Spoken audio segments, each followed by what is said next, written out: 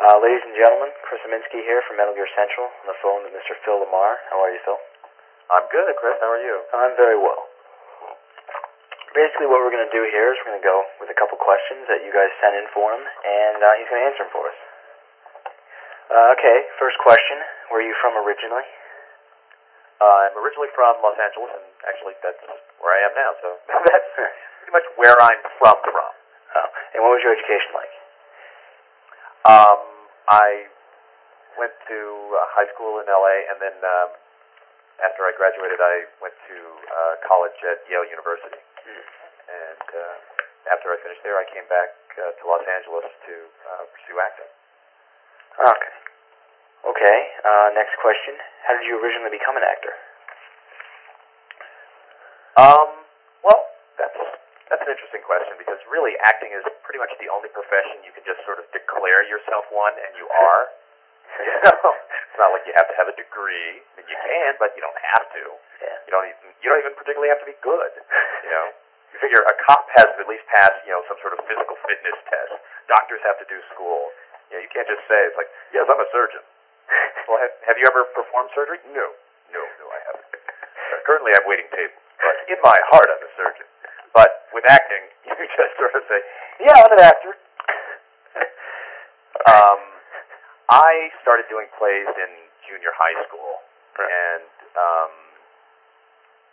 in high school, actually, I got my first professional job as a voice on the Mr. T cartoon. Ah, Mr. T. Back during his heyday. Right. And then after college, I decided there wasn't really anything else that I wanted to do as much. Really? So there went the Peace Corps, and there went medical school, and I just came to Hollywood. Okay. Next question. How'd you get the part for Sons of Liberty? I was recording a cartoon at the studio where they were doing the auditions. I wasn't actually supposed to audition for Metal Gear 2, but I had loved the first game so much that when I saw they were having auditions for it, I knew Chris Zimmerman, the casting and voice director. He said, "Come on, you got to let me read. There must be something here." So she let me read for a couple of parts, including Vamp.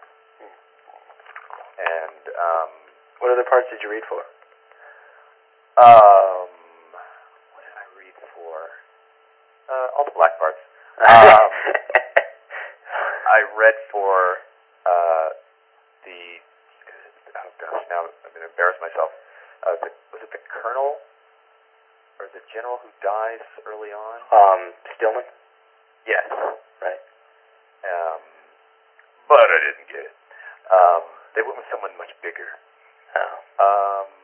Yeah, actually it's funny, as I don't clearly remember you try not to remember the parts you don't get. Right. Because there are too many of them.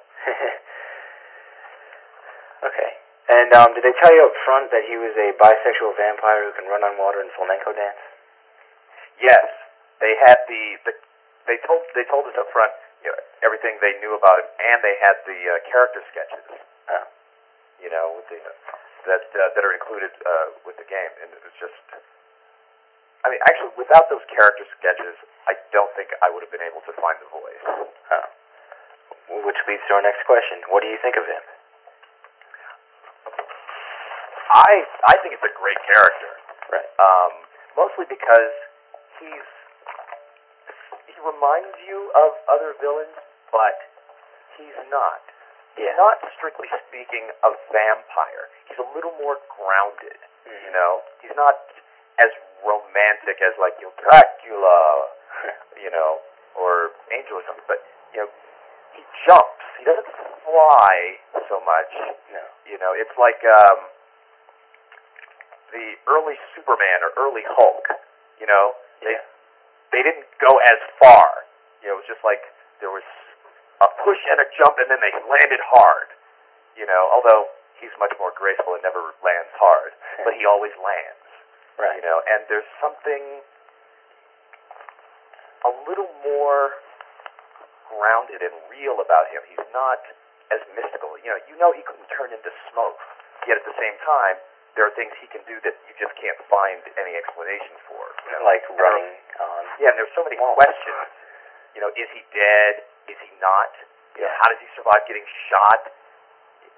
But at the same time, you can shoot him, and you can stab him, and when he cuts himself, he bleeds. Yeah. You know? Definitely a strange character. Yeah, and a lot of those questions just remain unanswered. But I work on a lot of things like that. Did you see him at the end of the game? Because he was standing in the background at the end of the game, so he wasn't dead. As embarrassed as I am to say it, I got to the end of the first one. I still haven't gotten to the end of Sons of Liberty. Oh, what a loser! Hey, I'm not 15. Oh, all right, fine. You guys are wired in from birth. Right. Yeah. And can you relate to Vamp at all? No. I have to be honest about that. That's this is not a side of me that I'm finally getting to bring out. This is just like a cool ass character that I get to do the voice for. Right. Okay. It's actually one of the cool things about voice work is it's a part that I could never play. Yeah. In live action. But I can give one part of him